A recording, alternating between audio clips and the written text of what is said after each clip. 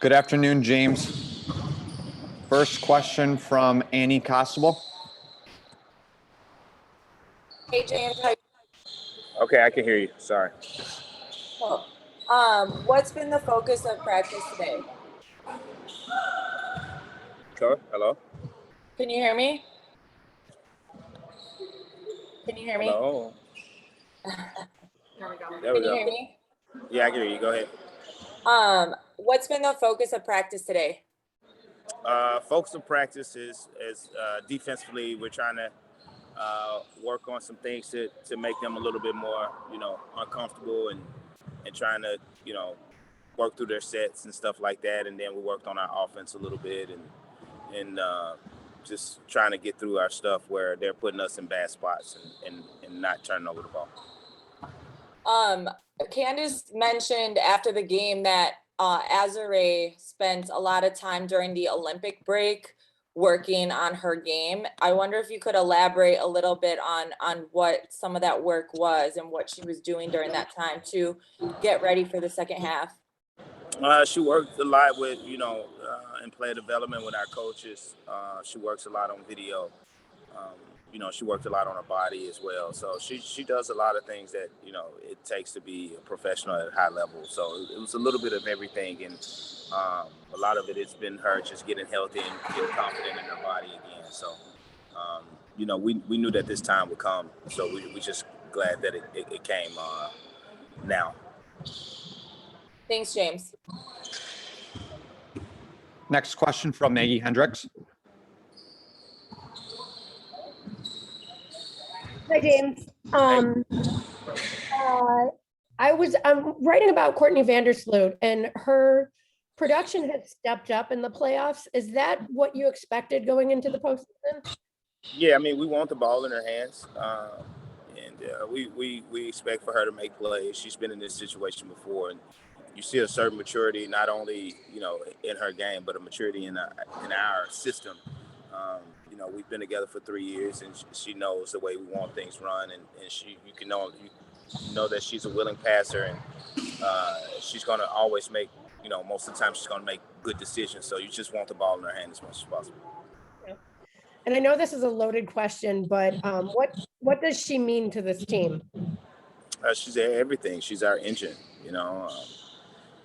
We go as she goes, and so when she's being aggressive and when she's playing well, I mean, we're playing well. So she's a lot for us. So and a lot to us. And I think you ask our teammates and our coaching staff and the organization, we all feel the same. All right, thank you, James. Next question from Cheryl Ray Stout. Hi, James. How you doing? Hey, Cheryl. I'm doing good. Thanks. Good. I know it hasn't been easy having to do the one single game eliminations to get to this point where you're at right now, but how much did that maybe help you guys mentally, give you a good mindset for a game like for tomorrow night? I think it helped us. I think it really helped us because we've been in these games this year. Honestly, and I think that each team, Dallas, Minnesota, now Connecticut, has gotten us stronger as we've, went along and made us have to focus, made us have to be more in tune, made us have to play at a playoff rhythm earlier because it was like win or go home. And so it's easier to preach, hey, this is that kind of game when it is that type of game.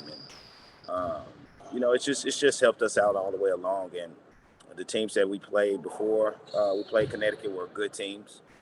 They had dynamic bigs and speedy guards, and so each game it's helped us. Tomorrow night, being at home, what would it mean to you and the franchise to be able to clinch this at Wintrust? It would mean a lot. It would mean a lot. It would mean we're playing for a finals, the ultimate goal. We're playing for a championship, and to do it at home in front of our fans, especially the way they showed out last night, it just gave us a resurgence of energy. We have been playing, with that, and now we're responding at the right time and at the right moment. And I think it would mean so much for the city of Chicago to just see us do that at home in front of them. It would be great. Thank you very much. Thanks. James K. Coach, how you doing today? Doing good, James. Thanks. Kalia had another performance last game, just showing that she's a star in this league. And I'm just curious, the last 2 years, what has been like the biggest improvement you've seen from her, from where she started to where she's at now? I think she's matured, of course. I think her comfort level and being a leader on this team is kind of expanded because when you come into a new situation with a new coach and fit in and then the next year you're kind of thrown into that situation where you have to lead us, at least from a basketball standpoint. Now you get more comfortable and now you're more vocal and more talkative, and you lose some players that were kind of emotional leaders on our team, and you accept that role. And so now you're seeing the full Kalia, emotional leader, basketball leader, like she's doing everything, and we're all riding our wave, and we appreciate it. You like to see growth in players, and for us, this is something we've always been confident in her, and now she's just taking the mantle and just running with it. So we appreciate that. It's hard to imagine how she can improve, but is there an area of her game you do see that she can take the next step in any area of her game? She's improving. You see her, like I think I want to say last game or a couple games ago, she had 4 assists or 5 assists. She's the more and more she gets on the scouting report, people are going to try to take certain things away. It's hard because she has a quick first step and she's shooting it more. So she's going to probably shoot it a little bit better. You see the rhythm in her shot and the confidence in her shot, and I give kudos to the coaches. Our coaches work with her. Olaf in particular, he works with her on her shot, and you see she's going to improve in that.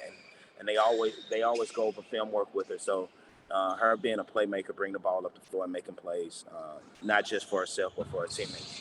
I see her improving that too, and she's improving leaps and bounds as the years have went on in those things, and that's what's making her even a more dangerous scorer because she's able to do those things. For sure. One last question. The starters all of them played over 30 minutes last game. Yeah. I know you're someone that likes to play the matchups as well, but heading into that one, until last game, I should say, were you planning on playing the starters that many minutes, or was that just kind of a flow of the games situation? It was a flow of the game, but I had already, we planned on, we just wanted to be as efficient as possible. And we were going to watch the matchups and watch how they go and look at the plus minus and see who was more efficient in certain areas and who wasn't. And that's what the game plan led us to. Might be different this game, we'll see, but we saw that Z, like she's really, really good in this series, so I didn't realize that I had played her less. I think in the second game, we thought she was at like 2 fouls and she was at 1. And I took her out early, and I could have went back to her earlier. So I didn't want to make that same mistake in game 3 like I did in game 2. Sure. Thanks, Coach. Next question from Phil Thompson. Good afternoon, Coach Wade. Hey, Phil, how you doing? I'm fine. So you mentioned adjustments to Kalia Copper. I know Kurt Miller, after the game, also mentioned adjustments, particularly with Courtney Vandersloot. What are you expecting to see from them in terms of changes to try to neutralize Courtney Vandersloot, Kalia, and maybe Azare? I mean, I think they're gonna, try to put more pressure on Sloot, but I mean, it's something that we've talked about and we'll be ready for. They've tried to do a good job on Kyle. Maybe they'll try to pack the paint a little bit more.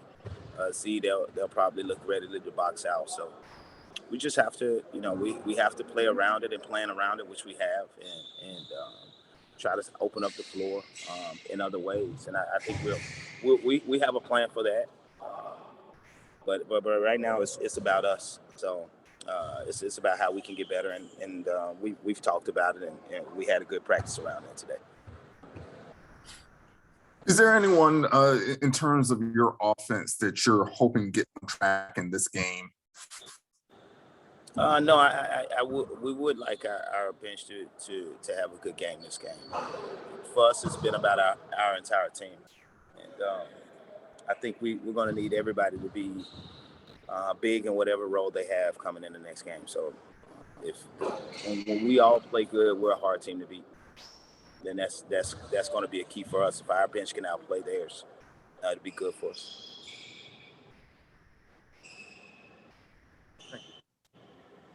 Next question from Nove Wilkes.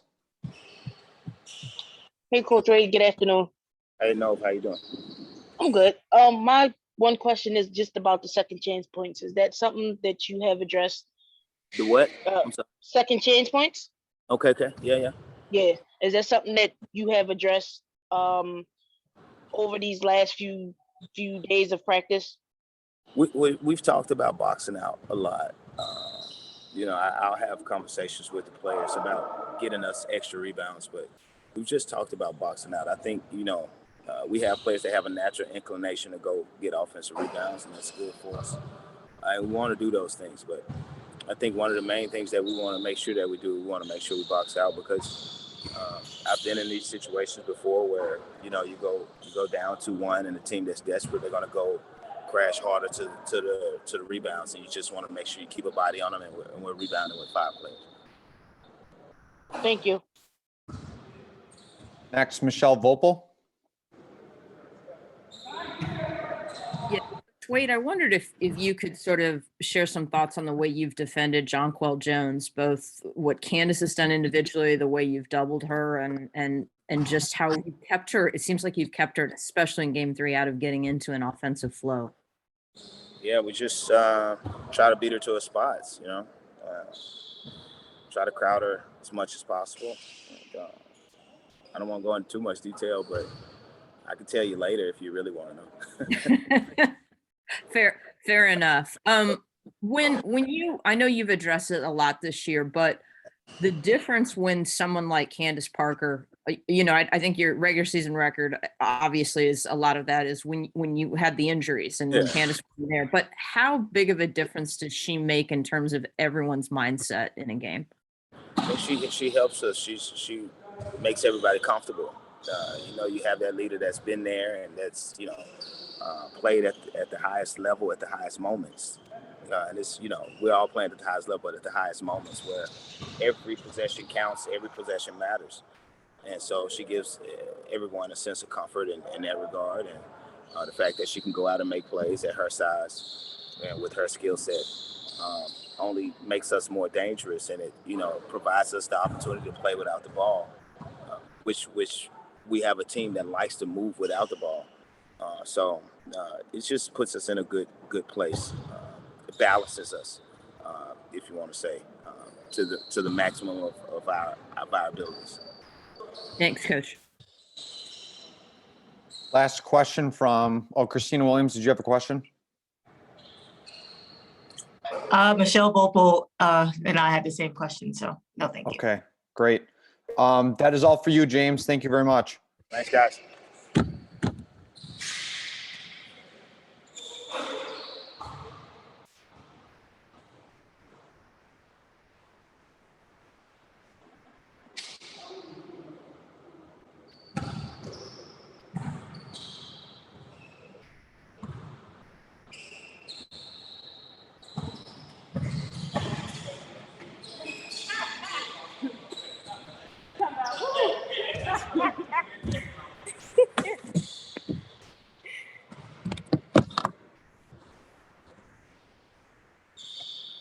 Good afternoon, Azare. Good afternoon, Dana. First question will be from Annie Costable. Hey guys, my first question is for Dana. Dana, this team has been, in search of a backup point guard for Courtney for quite some time, and you've come in and really, taken on the identity of the Sky and seem to have fit right into place. So what has that journey been like for you? Obviously, you started the season with a different team, and have you had any conversations with Courtney about, meshing into the identity of the Chicago Sky? Well, I would say it started off challenging. It was difficult because I was just thrown right in, and I needed to learn everything on the fly. But the Olympic break was something that helped me gain my confidence, also learn my teammates more, playing with them more and more practices during the Olympic break. So that helped me a ton. And I talked to Sloop. I just pretty much like to watch her. I don't like to ask her a lot of questions. I just watch and see how she do things, how she run things, and then I just kind of steal it from her and just try to, continue to get better and watch what she do. Definitely. And then Azare, Candace after the game on Sunday talked about the work you put in during the Olympic break. Can you elaborate a little bit on what your work, what your schedule was like, and how you prepared yourself for the second half of the season? Yeah, I mean, we were all in here just grinding, day in and day out, practicing, working out. And I think mentally it was just a good time to kind of like take a detox away from the season and just kind of get my mind right headed into the second half of the year. So, yeah. And then when would you say you felt like you were back at 100%, or do you feel like you're still working to get back to 100%? No, I feel really good. My body feels good. I think it's more of just mentally, just trusting the work that I put in with my body and knowing that my teammates trust me to just go out and do what I need to do to help the team. But it's definitely more of a mental thing. My body feels good. Feels really good. And was there any teammate or coach specifically that you worked with during the Olympic break that helped you get back to this place? No one in particular. Cool, thank you. Next question from Phil Thompson.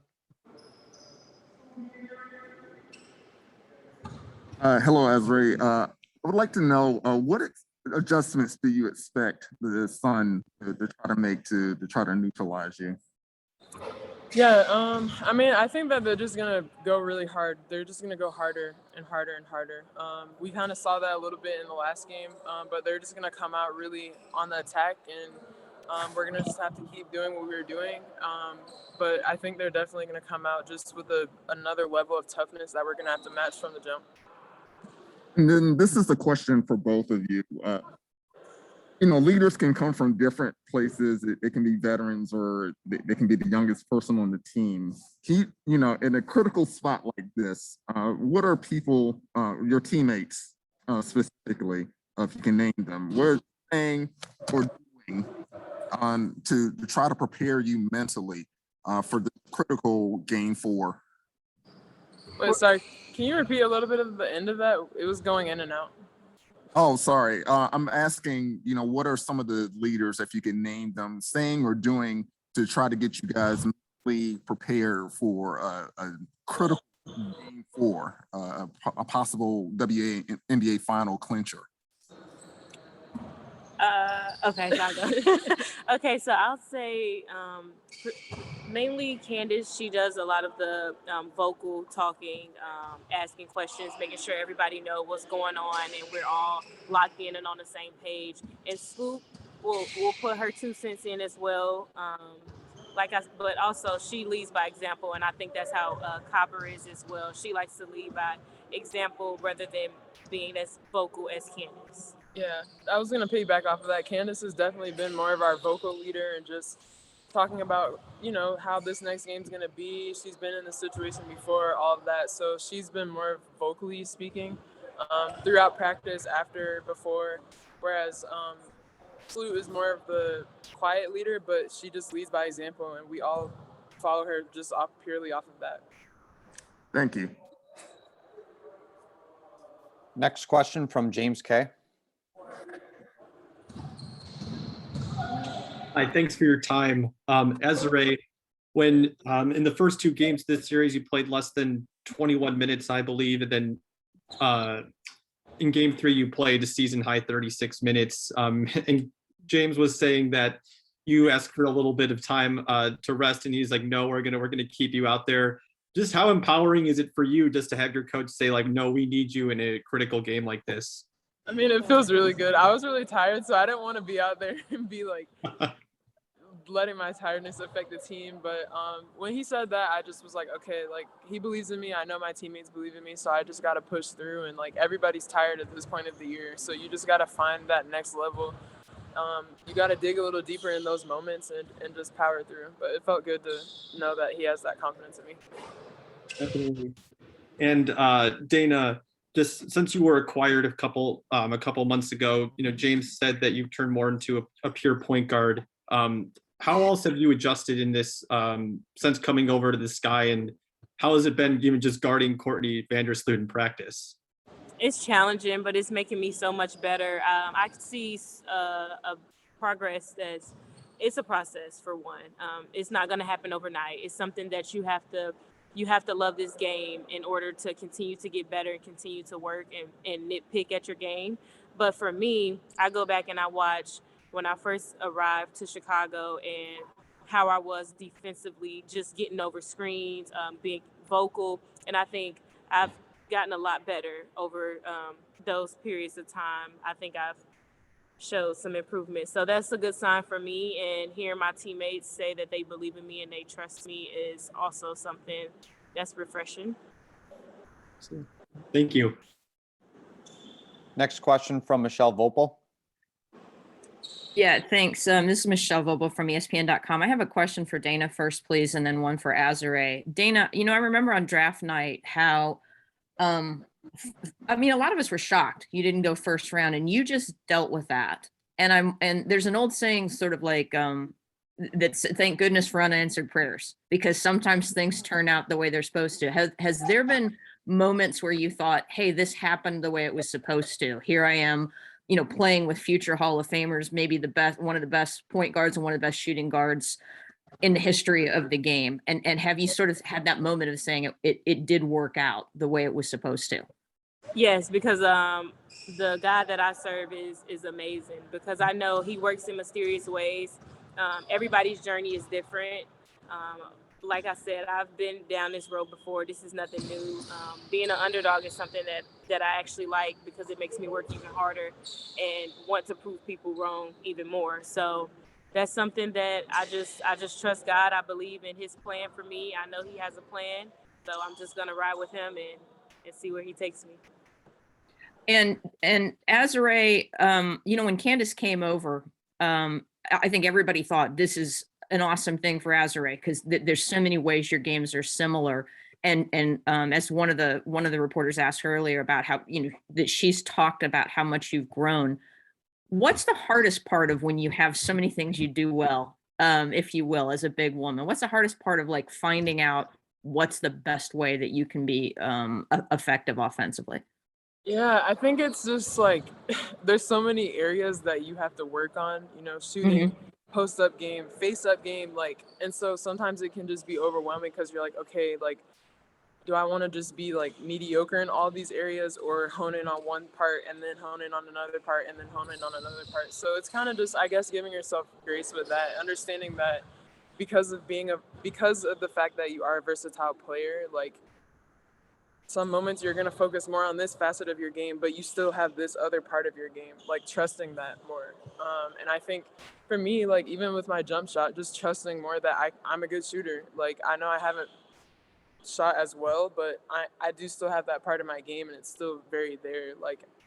I'm kind of playing a little differently now, but I still have a jump shot, and my team wants me to be aggressive in that and still take shots. And Candace is always in my ear about staying aggressive with my shooting, taking good shots. And so I think just being confident in the fact that I have all these areas of my game, even if one game I'm doing more down low or whatever. Perfect. Thanks for your answers. Appreciate it. Thanks. Next question from Maggie Hendricks. Hi, ladies. Azare, I'm wondering how Courtney Vandersloot makes your job easier, if she does. I'm assuming she does. Yeah, of course. I think just she always finds you in the right places, and you really just have to score. All I have to do is make layups or put in easy shots, and she's going to find me. Sometimes I don't even think she's going to find me, and she does. And so it's you just got to always be ready. She's always, I think, a step ahead in that, where she always sets us up just super well, and it's all we have to do is really put the ball in the basket. Okay. And Dana, I know you were speaking earlier of what you've learned from playing against her and with her.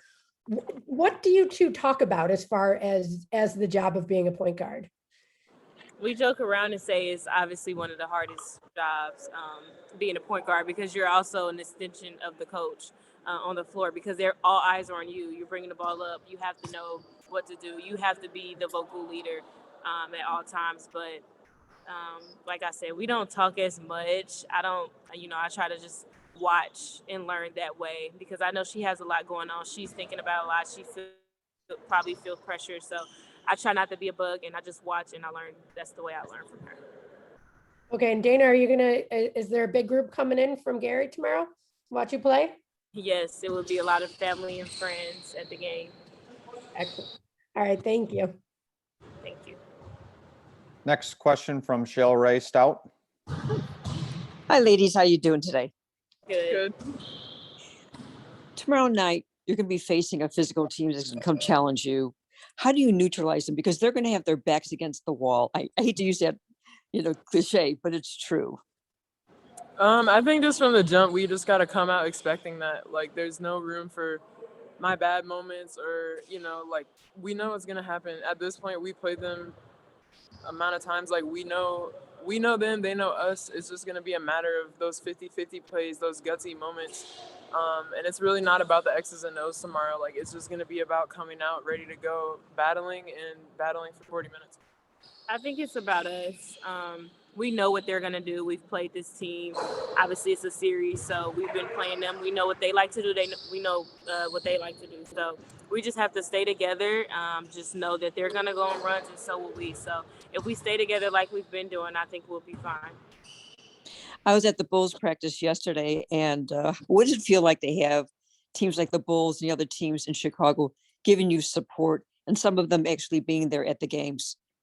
Yeah, it's been really awesome just to see their support, see them come out and cheer us on. Like, we love seeing that. We love looking up in the stands and seeing that. And yeah, it's helping grow our game as well. Having people like that in the crowd is just gonna bring more attention to us, so that's a plus. Thank you. Good luck. Thanks. Next question from Nov Wilkes. Hi, ladies. How you doing this afternoon? Good. My question is for Dana.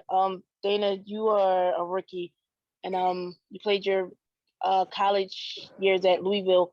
How much is this finals, like the last four teams, how much is it reminiscent of making that national championship run? Just the atmosphere and everything. How much is that like a reminder to you?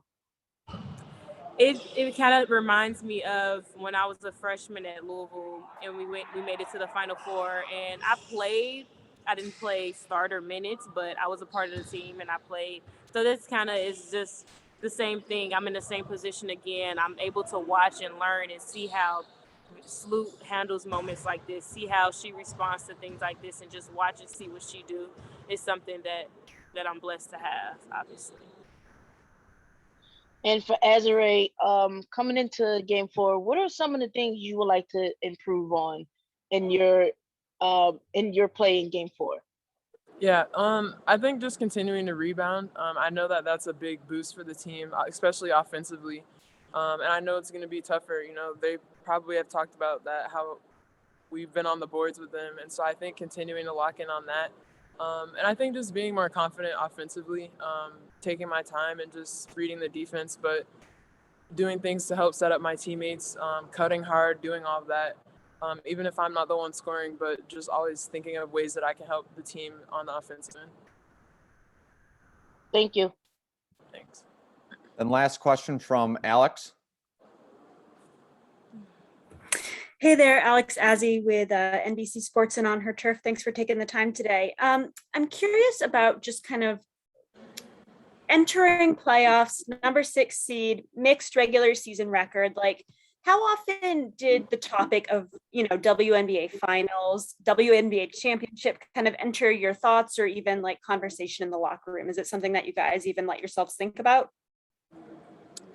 I mean, I think obviously that's been the goal from the rip, from the beginning of the season. But we've always just been focusing on us improving and knowing that if we keep getting better, we believe that we can beat any team in the league, and that's been the focus all season. Is focusing on us. What can we improve on? Even games we lost in the regular season, a lot of times it was things we did to ourselves, not necessarily what the other team was doing. So. It's always been the goal from the beginning of the season, but we've focused more day in and day out on us improving as a unit. I agree. I think just we knew what we can do and we saw it. We had flashes of it during the season, but playoff time came and we just really focused in. Do you guys have any like mementos in the locker room or anything like that to like kind of keep your eyes set on that goal? Just stay focused. Yeah. Yeah, that was Stay pretty together. much stay together and stay focused. And Cool. Thanks so much. thanks. Thank you, Azare. Thank you, Dana. That's all for questions today. We'll be in contact with media tomorrow. Have a good one.